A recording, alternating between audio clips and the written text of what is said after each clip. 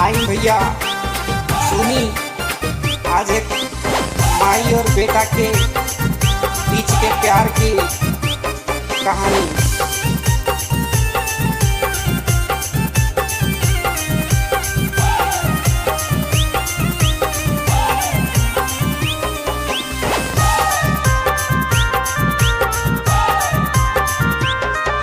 जोड़ा ही यौ हाथ मैया करवौ नहीं हम शादी, शादी के बाद जिंदगी हो तो बर्बादी।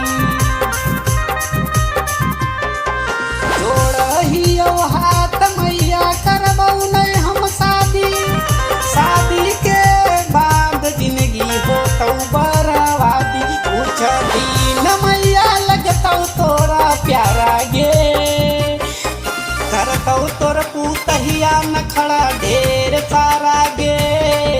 माई और बेटा के प्यार करतौ बटवारा गे, करतौ तोर पुतहिया नखड़ा ढेर सारा गे। माई और बेटा के प्यार करतौ बटवारा गे।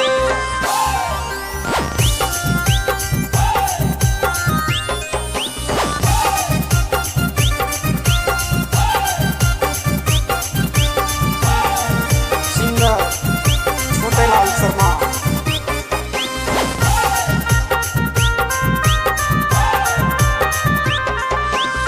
धीरे धीरे माथा से हटैतौ ताया चरा गे, कुछ दिन बाद तोरा बुझतौ मैया कचड़ा गे। धीरे धीरे माथा से हटैतौ ताया चरा गे, कुछ दिन बाद तोरा बुझतौ मैया कचड़ा गे। खूब करतौ माला किनी तोरा बनैतौ बेसहारा, आइतौ तोर पुतहिया नखड़ा करतौ ढेर सारा गे। माई और बेटा के प्यार करतौ बटवारा गे, आइतौ तोर पुतहिया नखड़ा करतौ ढेर सारा गे।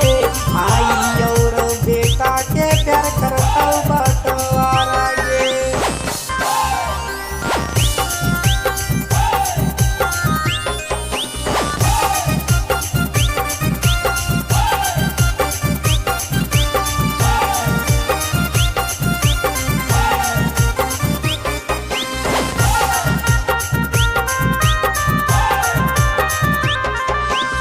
जब मैया तोरा के देवे लगतौ दुख गे, तू ही बतावे बेटा कैसे रहतौ खुश गे। जब मैया तोरा के देवे लगतौ दुख गे, तू ही बतावे छोटे कैसे रहतौ खुश गे। यही से अच्छा ही मैया हम कुवारा गे, आइतौ तोर पुतहिया करतौ नखड़ा ढेर सारा गे।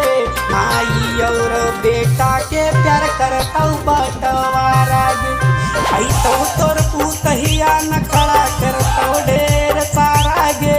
माई और बेटा के प्यार कर